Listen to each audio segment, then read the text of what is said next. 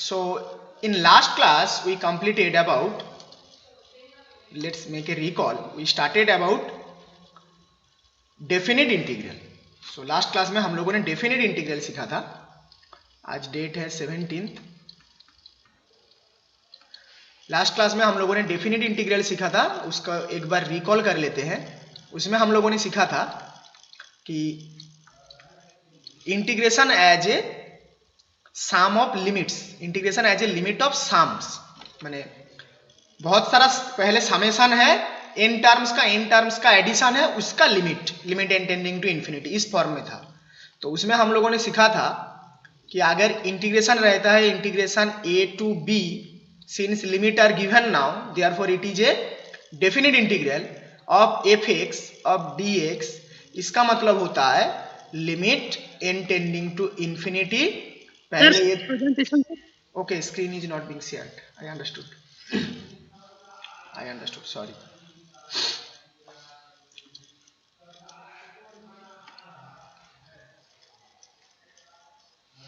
Okay now?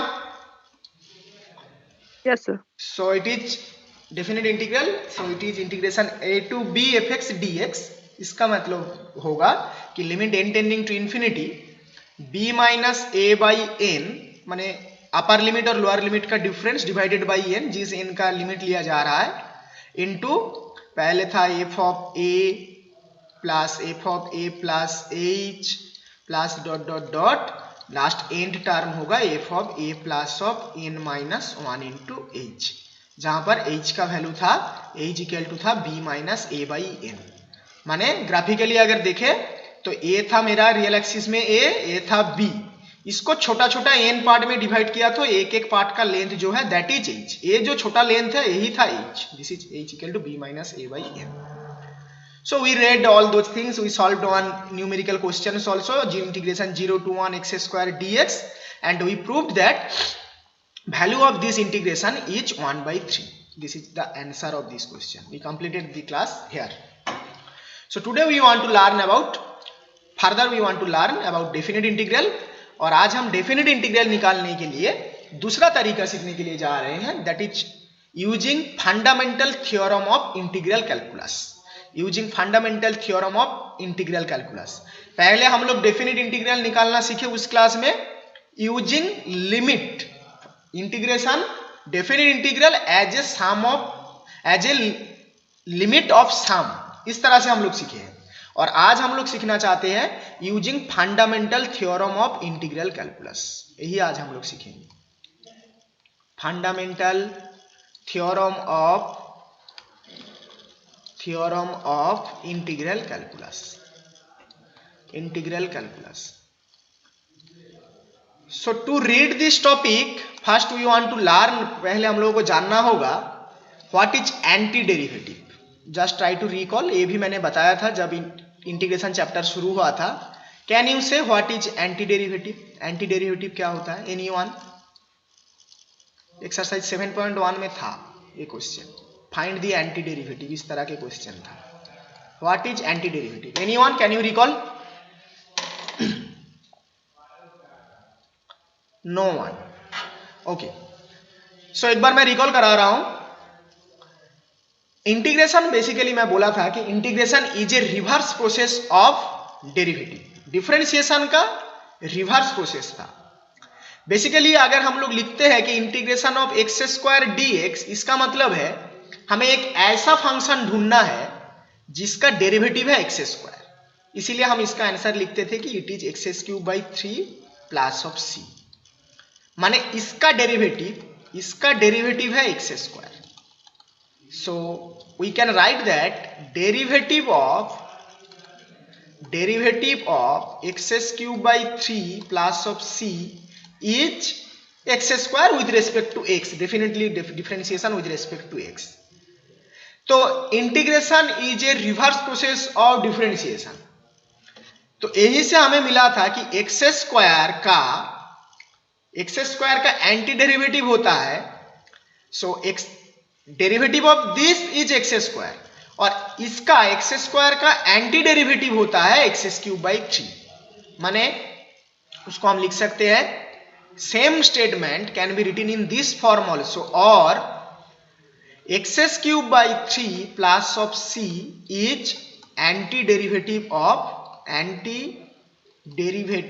of x square, माने इसको differentiate करने से एक्स स्क्वायर आएगा। ओके, अंडरस्टूड ये बात? समझ में आया ये बात सबको?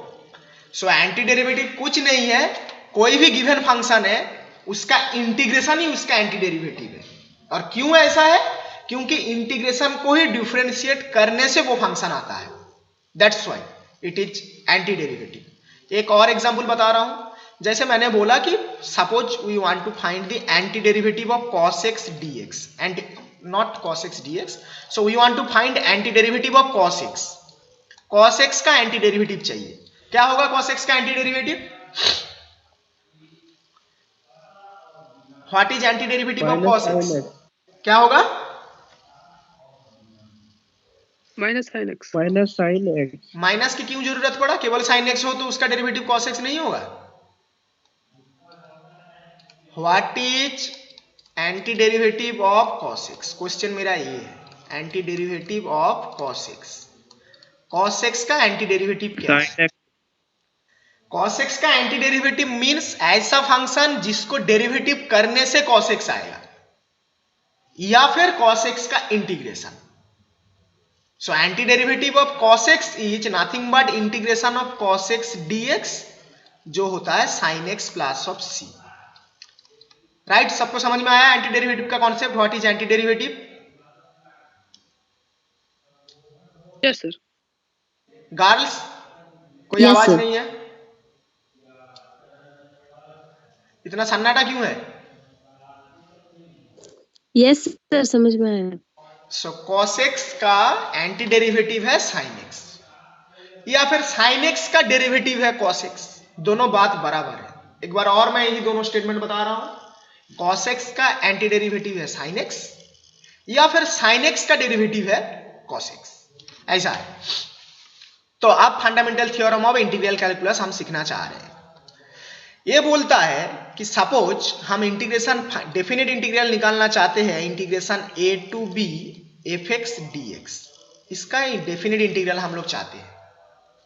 तो fundamental theorem of integral calculus बोलते हैं कि सपोज इसका एंटी डेरिवेटिव है कैपिटल fx, इसका कोई ना कोई इंटीग्रेशन होगा ना, एंटी डेरिवेटिव माने इसका एंटी डेरिवेटिव माने इंटीग्रेशन ऑफ fx dx, या फिर जिसको डेरिवेटिव करने से fx आएगा उसको हम मान लेते हैं कि ये कैपिटल fx है, ठीक है। तो अगर fx का एंटी डेरिवेटिव कैपिटल fx है, if anti derivative of fx is capital fx, then this definite integral integration a to b fx dx is nothing but f of b minus f of a, और कुछ नहीं है, f of b minus f of a। माने जो anti derivative होगा, anti derivative का value at the point upper limit minus anti derivative function का value at the point lower limit. एक बार और मैं इसी बात को लैंग्वेज में समझा रहा हूं, फिर एक एग्जांपल देके समझाता हूं। ये कहना चाहता है कि इंटीग्रेशन fx का a to b fx dx का इंटीग्रेशन, दिस डेफिनेट इंटीग्रल का वैल्यू होगा f of b minus f of a, जहां पर कैपिटल F क्या है? Capital F is the anti derivative of this function, या फिर इसी का इंटीग्रेशन, एंटी डेरिवेटिव बोले या फिर इसी का इंटीग्रेशन बोले। इसका इंटीग्रेशन अगर कैपिटल fx है तो a डेफिनेट इंटीग्रल का वैल्यू होगा वो जो इंटीग्रेंट वैल्यू, इंटीग्रेशन वैल्यू का b पॉइंट पर वैल्यू माइनस इंटीग्रेशन का a पॉइंट पर वैल्यू। एक एग्जांपल से समझते हैं इसी बात को। देखो, थ्योरम का स्टेटमेंट समझना जरूरी है, इसीलिए मैं लिखा रहा हूं, नहीं तो क्वेश्चन करने के समय एकदम आसान लगेगा, कुछ नहीं है, हलवा है ये। सपोज हम लोग ये इंटीग्रेशन करना चाहते हैं, integration 0 to 1 x square dx। Just try to match this form, इसके साथ मैच करने की कोशिश करो। यहां पर हम इंटीग्रेशन करना चाहते हैं इसका with the limit 0 lower limit और अपर लिमिट 1। अब बताओ एक्स स्क्वायर का एंटी डेरिवेटिव क्या है? What is anti derivative of x square? Anti derivative of x square x³ by 3। Why x³ by 3 only? Plus C कहां गया? Anti derivative of x square is x cube by 3 plus of C, ये total anti derivative है x square का। तो इस theorem के हिसाब से क्या बोला जा रहा है कि अगर एफ एक्स का, इस थ्योरम का स्टेटमेंट को फिर से देखो, अगर एफ एक्स का anti derivative capital f x है तो ये डेफिनेट इंटीग्रल का वैल्यू होगा कैपिटल एफ एक्स का ए पॉइंट पर वैल्यू, बी पॉइंट पर वैल्यू माइनस ए पॉइंट पर वैल्यू। तो यहां पर एक्स स्क्वायर का एंटी डेरिवेटिव ए मिला है तो ए डेफिनेट इंटीग्रल का वैल्यू होगा, वैल्यू ऑफ लैंग्वेज में मैं लिख रहा हूं एक बार समझने के लिए, value of x cube by 3 plus of c at x equal to 1, देखो एफ ऑफ बी माने यही हुआ, माइनस, इसको मैं ब्रैकेट देके लिख देता हूं, लैंग्वेज है इसीलिए, माइनस क्या होगा, समवन टेल मी, आप समझ में आ रहा है शायद, माइनस क्या होगा, value of x cube by 3 plus of c at x equal to 0। देखो यहां पर क्या बोला गया है कि एंटी डेरिवेटिव का value f of a capital f b, इसका मतलब क्या हुआ, value of the function capital f at the point B,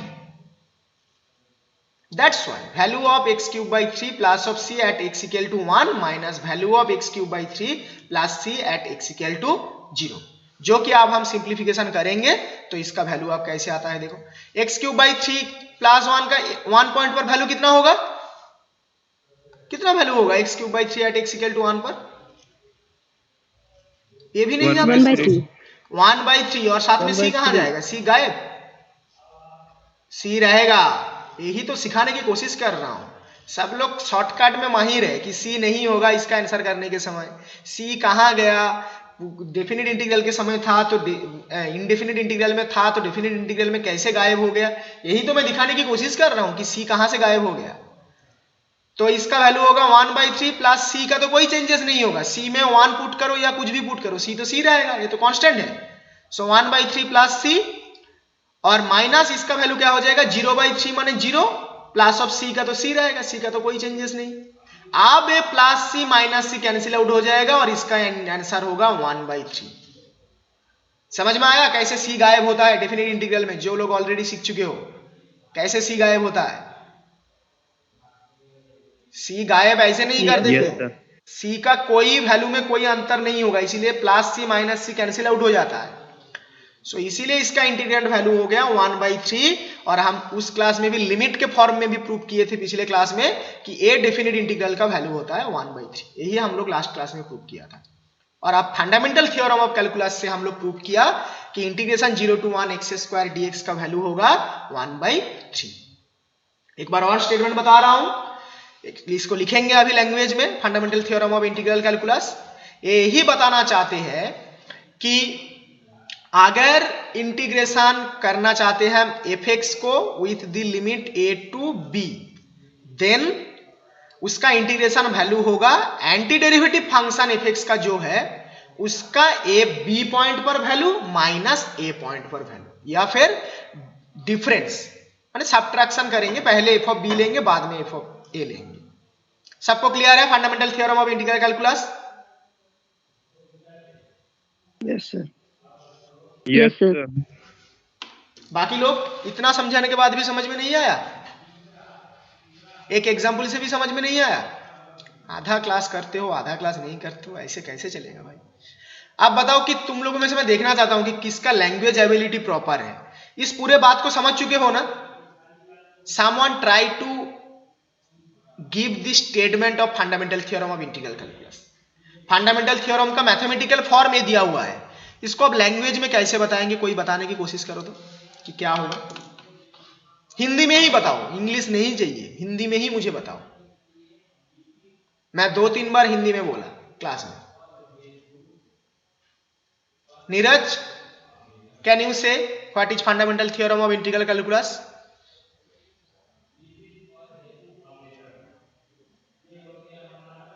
Neeraj, Nishu, हाँ सर बोलिए। Fundamental theorem of integral calculus का स्टेटमेंट क्या होगा बताओ। यहां पर तो मैं मैथमेटिकल फॉर्म लिख के रखा हूं ना, कि मैं बार बार बोल रहा हूं कि अगर capital f x small f x का एंटी डेरिवेटिव है तो ए डेफिनेट इंटीग्रल का वैल्यू है f b minus f a. समझ गया ना क्या स्टेटमेंट है उसका? अब बताओ अपने लैंग्वेज में बताओ, इसको अपने लैंग्वेज में बताओ कि ये fundamental theorem of integral calculus का स्टेटमेंट क्या है। मैं बहुत बार बताया हूं अभी क्लास में, अभी जस्ट बताया तुमको।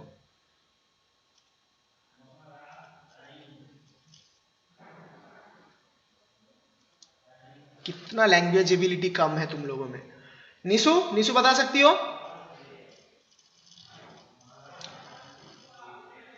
Mukul?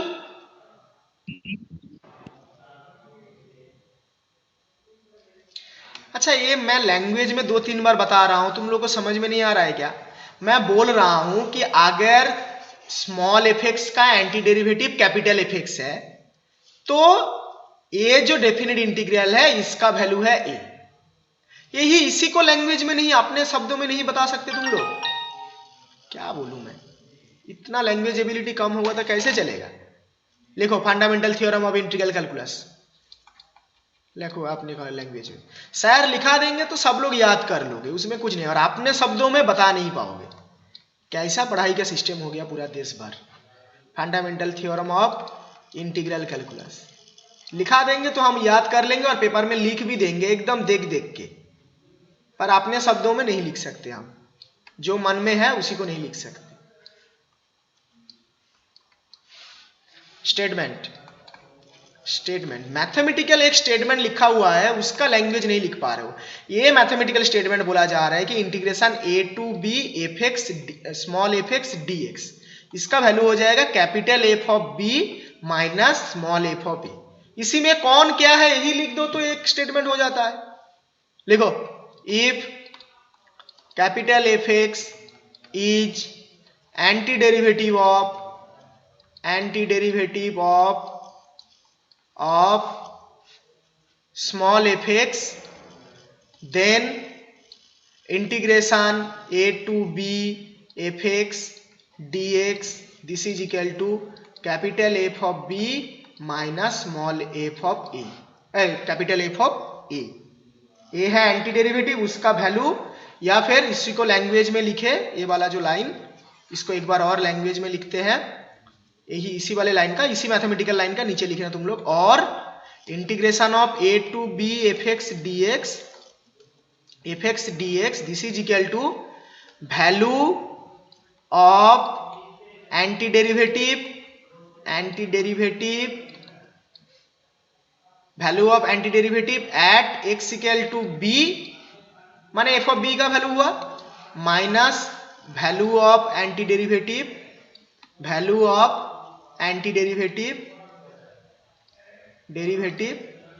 Eight x equal to a, यही है। Okay, everyone is happy? लिख चुके हो यहां value of anti derivative at x equal to b minus value of anti derivative at x equal to a. सुनाई दे रहा है प्रॉपरली? कोई दिक्कत? ऐसा सुना दे रहा? Yes sir. ओके, तो देखो, तो इसी को अगर एक एग्जांपल से समझे तो, जैसे एक एग्जांपल और दे रहा हूं मैं। सपोज मान लेते हैं कि we want to find integration of 0 to pi cos x dx, इसका वैल्यू हम निकालना चाहते हैं। तो cos x का एंटी डेरिवेटिव कौन है? cos x का एंटी डेरिवेटिव है sine of x plus of c। तो sine of x plus of c का value at the point pi minus at the point 0, यही होगा इसका आंसर। तो जिसको हम नोटेशन वाइज लिखेंगे sign x plus of c, integration हो जाएगा, एक बार होगा x इक्वल टू 0 और एक बार होगा x इक्वल टू पाई। इसको ऐसे नोटेशन में लिखते हैं, माने हो गया पहले sine pi plus of c minus sine of 0 plus of c। c का कोई इफेक्ट नहीं है, तुम 0 c में तो कोई x रिलेटेड टर्म नहीं है, तो उसमें तुम पाई पुट करो या फिर 0 पुट करो, c का वैल्यू c ही रहेगा, इसीलिए इसमें कोई चेंजेस नहीं। जहां पर x है वहीं पर changes, that's why sine of pi plus of c minus sine of 0 plus of c। तो इससे मिल जाएगा ये c फिर से कैंसिल आउट हो जाएगा, तो इसका साइन पाई का वैल्यू हो जाएगा एट द पॉइंट 0, माने इसका इंटीग्रेशन हो जाएगा 0, और इधर माइनस साइन 0 का भी वैल्यू हो जाएगा 0। अल्टीमेट ये पूरा टर्म सिंप्लीफाई करने के बाद 0 ही मिलेगा। यही हो गया fundamental theorem of integral calculus.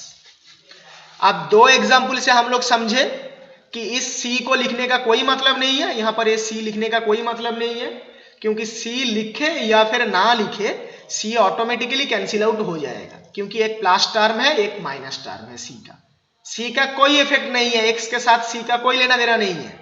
इसीलिए हम x equal to upper limit भी पुट करें या फिर लोअर लिमिट पुट करें, सी तो सी रहेगा, और जो कि प्लस सी और माइनस सी कैंसिल आउट हो जाएगा। तो आगे से हम यहां पर प्लस सी ना लिख के ओनली कांस्टेंट, ओनली जो एंटी डेरिवेटिव का जो वेरिएबल है वो लिखेंगे, बट एंटी डेरिवेटिव प्रॉपर यहां तक है। एग्जैक्टली करेक्ट वे लिखने का यही तरीका है, करेक्ट वे, यही करेक्ट वे है। बुक में शॉर्टकट में किया गया है, तुम लोग भी जहां से सीखे हो शॉर्टकट में किया गया है कि ए सी लिखने का कोई मतलब नहीं है, कैंसिल आउट हो जाता है। नीरज, निशु, मुकुल, विवेक, रीमा, सब कुछ क्लियर हुआ अब? हाँ Yes, sir. sir. Yes sir. ध्यान से सुनोगे तो इतना अच्छा अच्छा लॉजिक कहीं से नहीं मिलेगा तुम लोग, इतना अच्छा अच्छा लॉजिक। सी ऐसे गायब नहीं कर दिया जाता है, सी गायब हो जाता है। एनीवे, अब एक्सरसाइज शुरू करते हैं। जो एक्सरसाइज है उसका प्रॉब्लम उठाते हैं और देखते हैं। एक्सरसाइज 7.9 सब लोग ओपन करो। सपोज मैं लेना चाहता हूं यही क्वेश्चन को, क्वेश्चन नंबर 1 को। क्वेश्चन नंबर 1 इनिशियली लेते हैं, -1 to 1 x + 1। सो 7.9 इंटीग्रेशन दिया हुआ है, question number 1 integration of -1 to 1 x + 1 dx, यही है ना शायद, x + 1 dx। ओके, देखो fundamental theorem of integral calculus के साथ कनेक्ट करना, एक प्रॉब्लम के लिए और कनेक्ट कर रहा हूं, इसके बाद से डायरेक्ट न्यूमेरिकल प्रॉब्लम करेंगे। बिना समझे fundamental theorem of integral calculus को ना समझ के भी इसका इंटीग्रेशन करना पॉसिबल है। इस चैप्टर का एक भी प्रॉब्लम नहीं रुकेगा, बट वो कॉन्सेप्ट क्लियर नहीं होगा। ना समझे कैसे क्लियर होगा?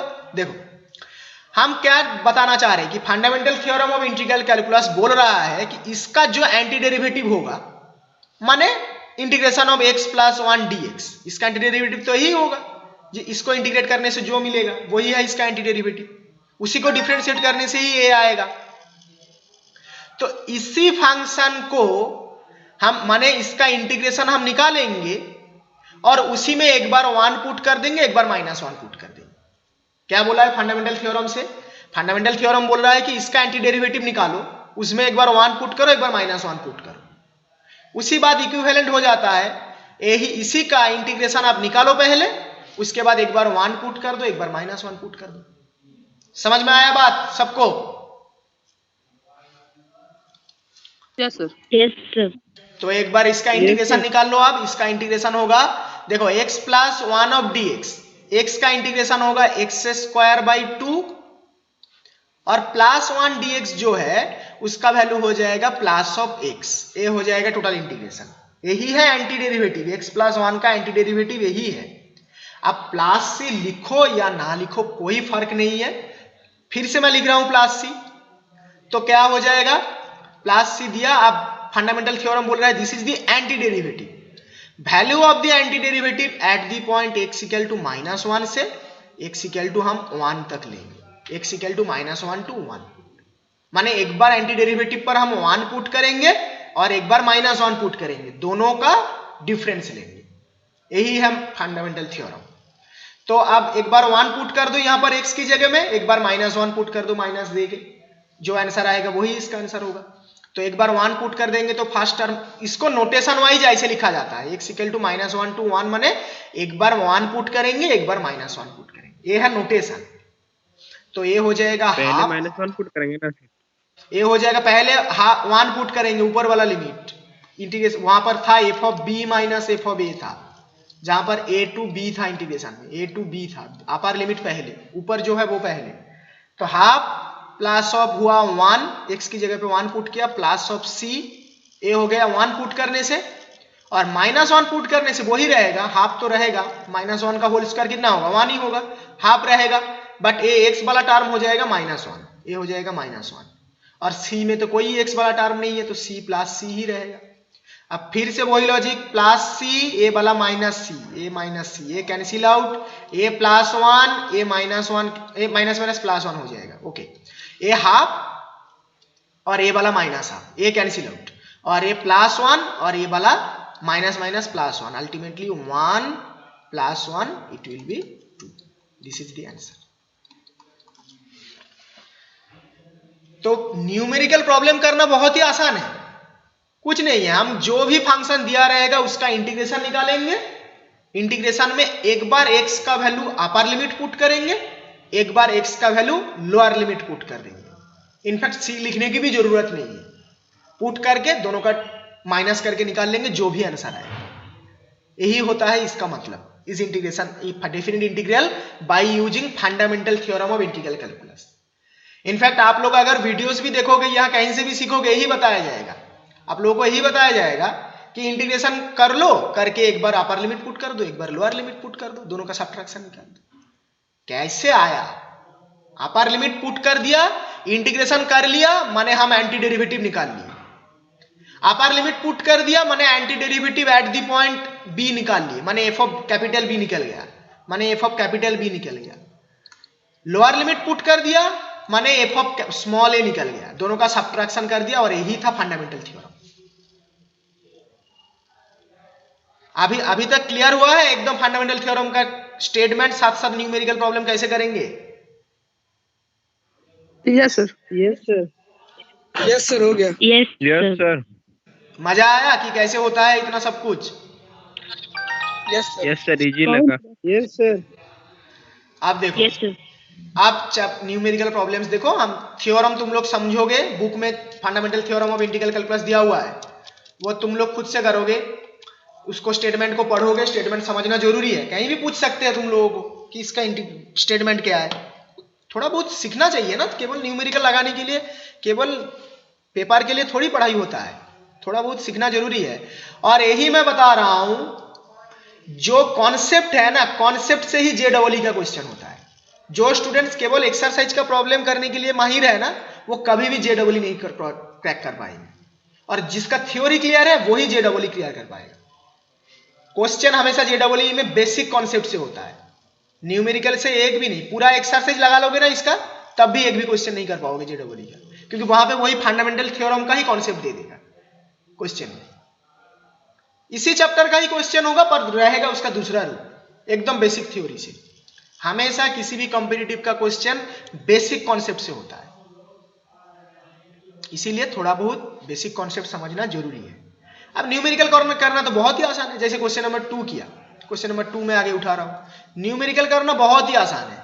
इंटीग्रेशन दिया हुआ है 2 to 3 1/x dx. कुछ नहीं करना है, 1/x dx का इंटीग्रेशन हम लोग जानते हैं, ये होता है log x.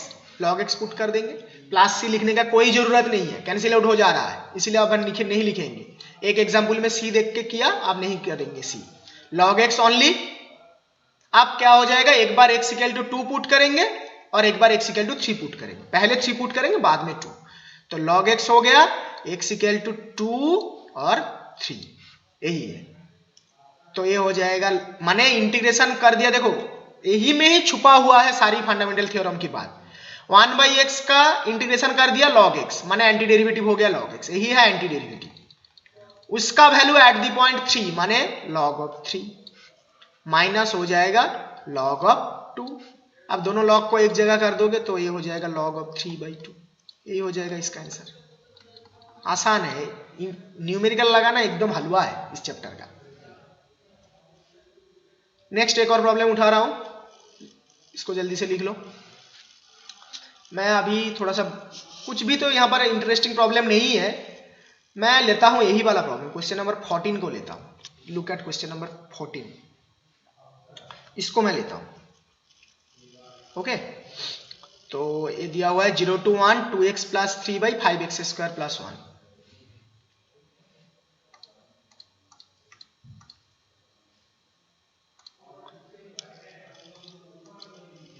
लास्ट प्रॉब्लम कितना किया था, कहाँ किया था मैं?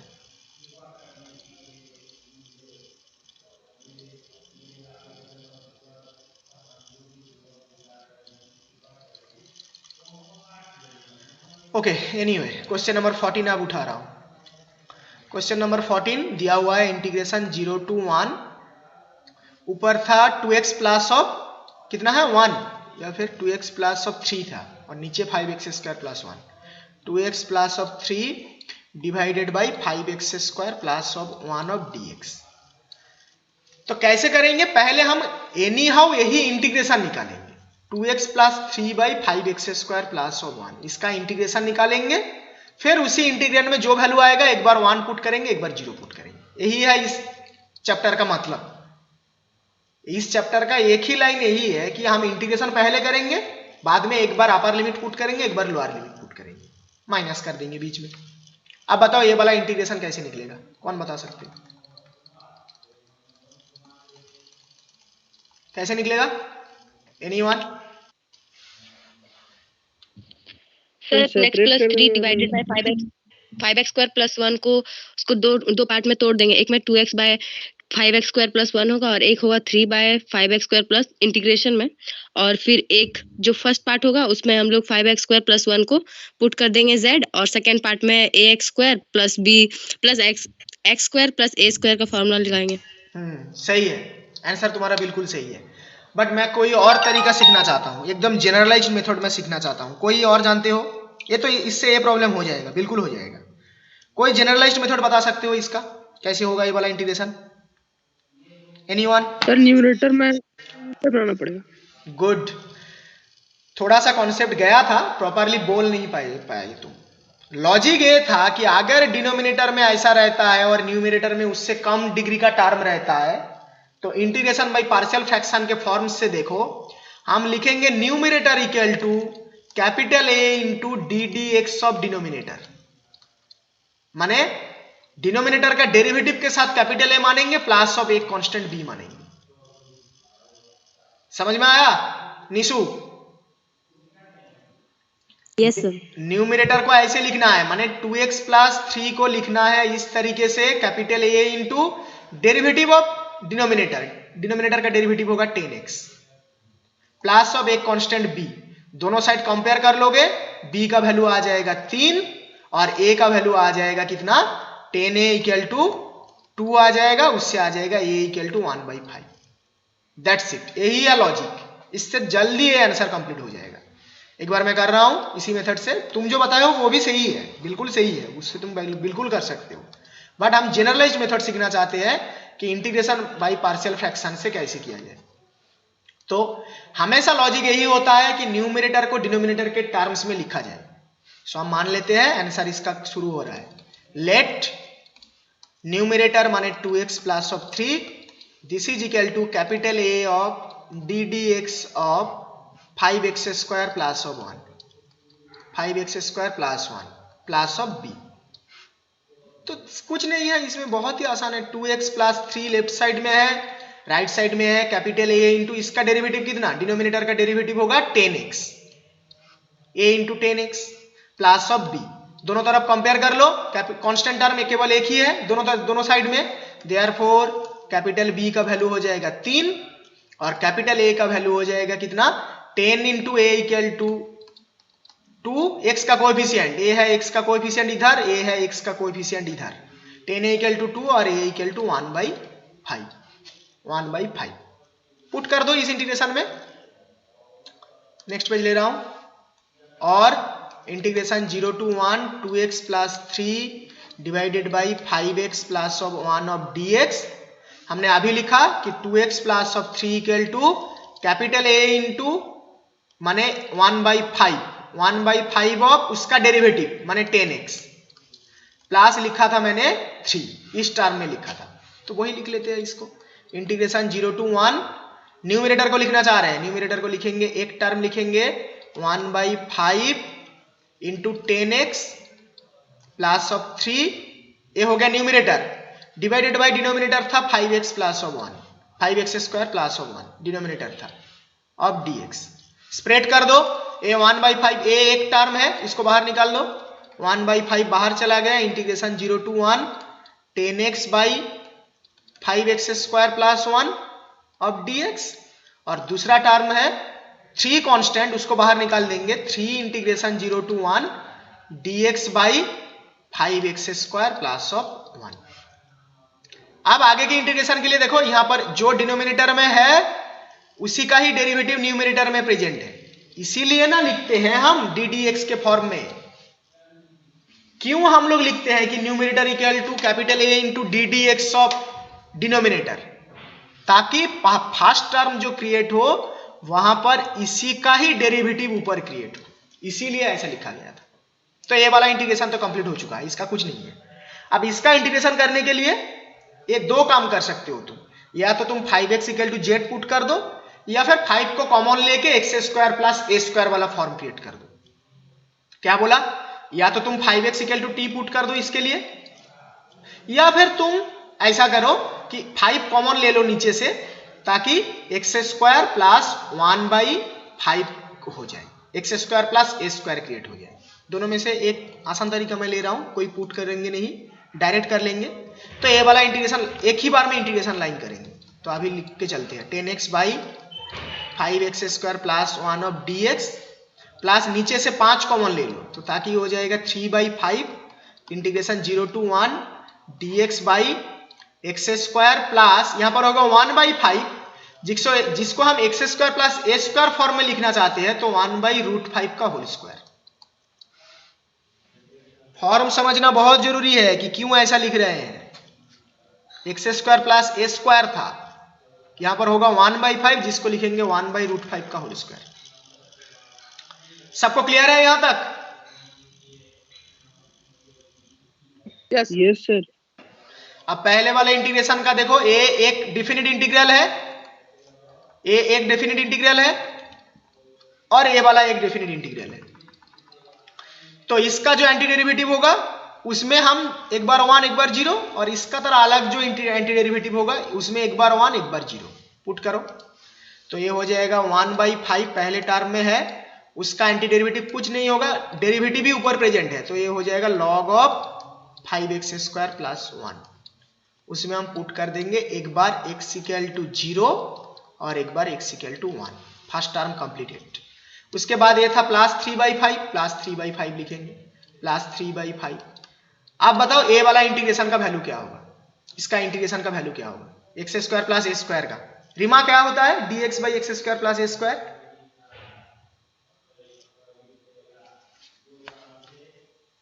ये वाला इंटीग्रेशन क्या होता है, इसका formula integration of dx by x square plus of A square. पढ़ाना बेकार है मेरा, एक प्रॉब्लम काल से करके पूरा एक्सरसाइज होमवर्क यही करना पड़ेगा, बेकार है पढ़ाना। कौन बता सकते हो क्या होगा इसका integration?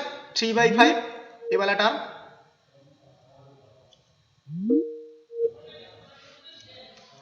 Hello, am I Audible?